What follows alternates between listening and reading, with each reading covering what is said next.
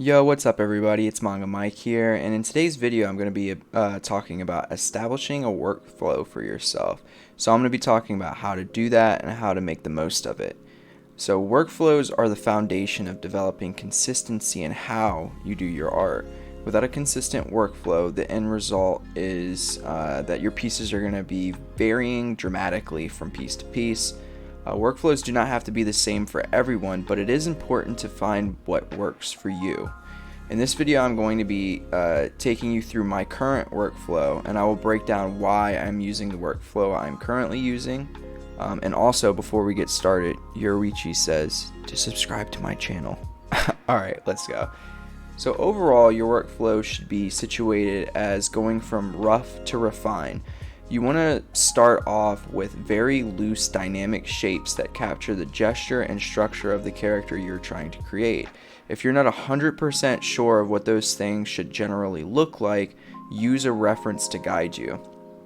You are not working on perfecting things at this point either in the rough part of the workflow. Just get the general ideas on paper. It is important to note here that this is a workflow of a specific piece of art, not storyboarding for your comic. I will do a workflow video on that in the future. So next, what you will want to do is you'll want to look at what you have, correct any errors in the proportions, the gesture, structure, composition, or pose. After those things feel right for you, now it's time to add onto what you already have. So for me, I go into the anatomy of the character. I refine some of the muscles and some of the finer details of the face. I also spend a little bit more time on the face since that is the kind of focal point of every character that you're ever going to draw.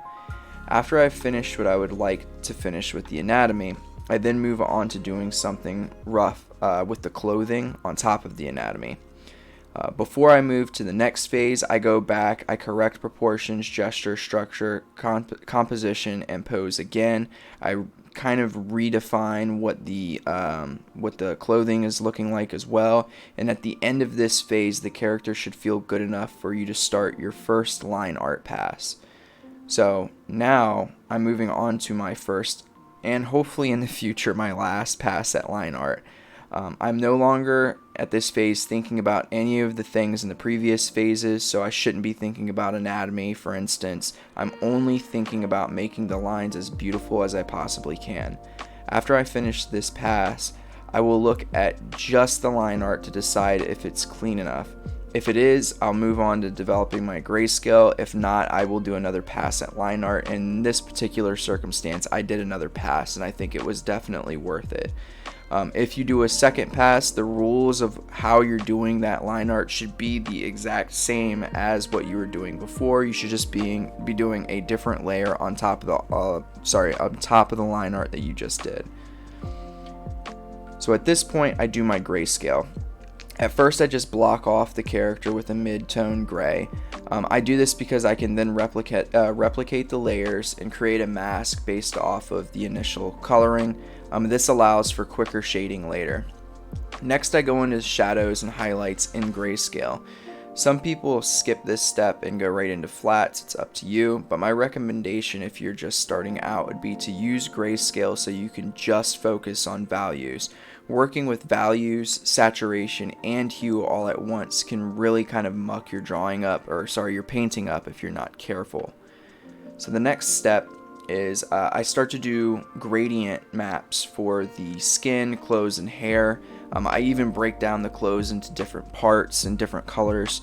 After that, I finish up with the minor details of the face. Finally, I end everything with the lighting and the background. So the reason why I wanted to show you this right now is because this was my best piece of art so far, in my opinion. And if I want to replicate these kinds of results, the end product that is, I should stick to this workflow for now.